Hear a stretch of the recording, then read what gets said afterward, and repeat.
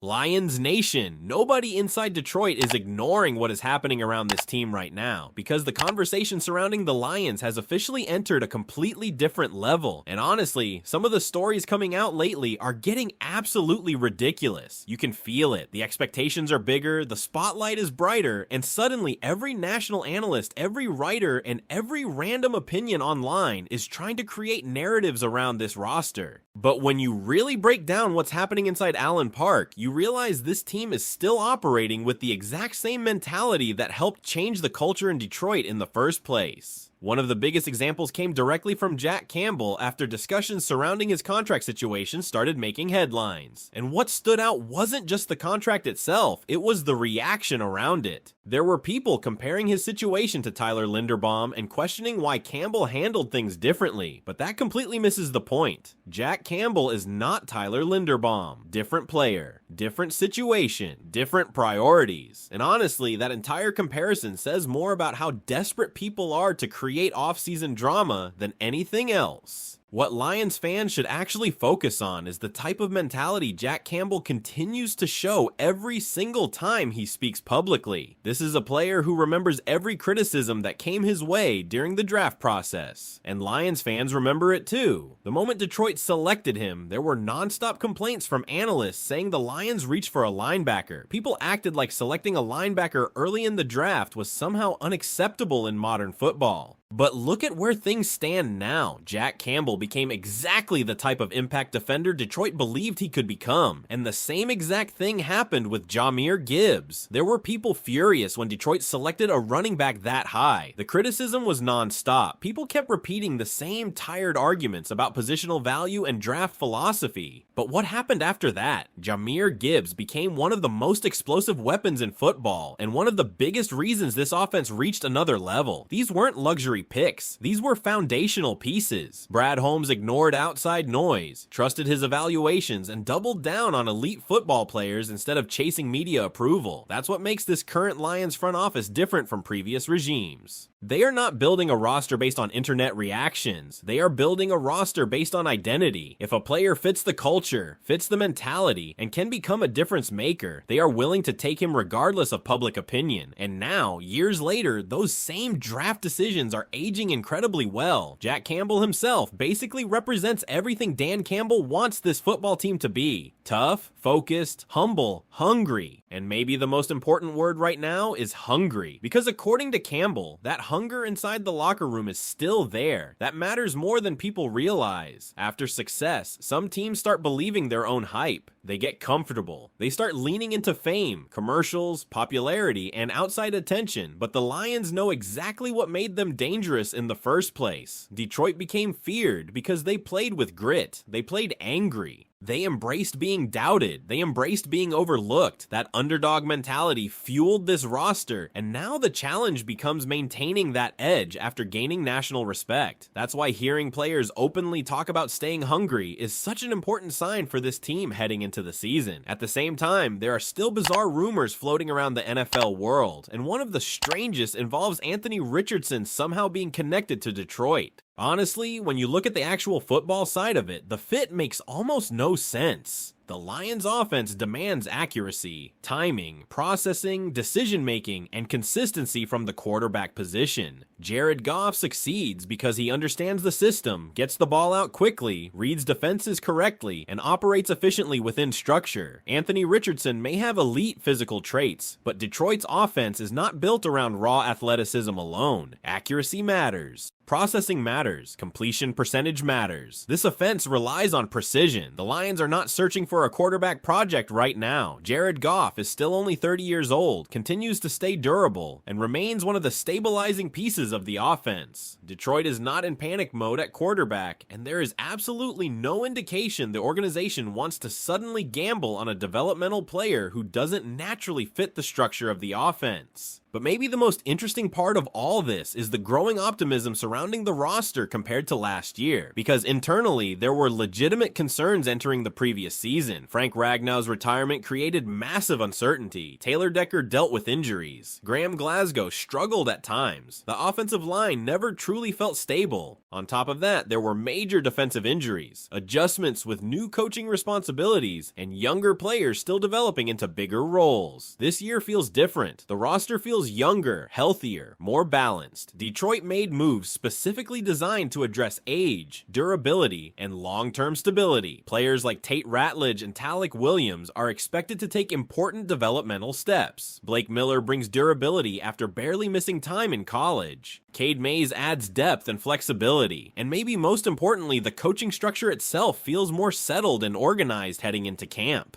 There's also growing belief that the offensive structure around the team is simply in a better place mentally. The Lions understand exactly what went wrong in certain stretches last season, and now there's a stronger emphasis on discipline, execution, and identity instead of simply relying on momentum or hype. That self-awareness could become one of the biggest reasons Detroit takes another step forward. And honestly, that's what makes this upcoming season feel so important. Not because the Lions are trying to prove they belong anymore. The league already knows Detroit is dangerous. The real question now is whether this roster can recapture that relentless mentality that originally made everybody fear playing them in the first place. Because if the hunger is truly still there, and if this team really has learned from everything that happened last season, then Detroit may be entering the most dangerous phase of this entire era. But do you believe this current Lions roster is actually more prepared mentally and physically than last season's team? Or do you still think there are major concerns that could hold Detroit back again? And the more you listen to the conversations happening around this team right now, the more obvious it becomes that Detroit is trying to return to the exact identity that made them successful before all the hype exploded around the franchise. Because inside that building, there's an understanding that talent alone is not going to carry this team where it wants to go. The Lions already know they have talent. The bigger question is whether they can regain that edge that once made them one of the toughest teams in football to deal with every single week. That's why hearing players like Jack Campbell openly talk about hunger matters so much. Fans hear that word all the time during the offseason, but in Detroit's case, it means something deeper. This team became dangerous because it embraced physical football, discipline, aggression, and accountability. It wasn't about becoming celebrities. It wasn't about becoming media favorites. The Lions earned respect because they were willing to outwork teams and play with an intensity that reflected the city itself. And honestly, there's a feeling that some of that edge faded at certain moments last season, not because the players stopped caring, but because expectations changed. Suddenly, Detroit was no longer sneaking up on anybody. Every opponent circled the Lions on the schedule. Every game became bigger. Every mistake became magnified nationally. That changes the pressure completely. When you become the hunted instead of the hunter, maintaining the same mentality becomes much harder. And that may be one of the biggest lessons this roster learned. You can even see it in the way the front office approached the offseason. Detroit didn't panic. They didn't overreact. They stayed disciplined. Instead of making flashy moves for headlines, they focused on fixing specific weaknesses that hurt the team previously. Younger depth, health, durability, stability in the trenches, developmental upside. Everything about their offseason strategy points towards sustainability instead of desperation. And honestly, that should excite Lions fans. Because one thing Brad Holmes continues proving is that he understands roster construction better than most people gave him credit for when he first arrived in Detroit. Remember how many people doubted his draft philosophy? Remember how many people mocked selections like Jahmyr Gibbs and Jack Campbell before those players even stepped onto the field? Those criticisms now look completely different after seeing what those players became inside this system. That's why Lions fans should probably trust this front office a little more when it comes to younger players developing over time. Not every rookie explodes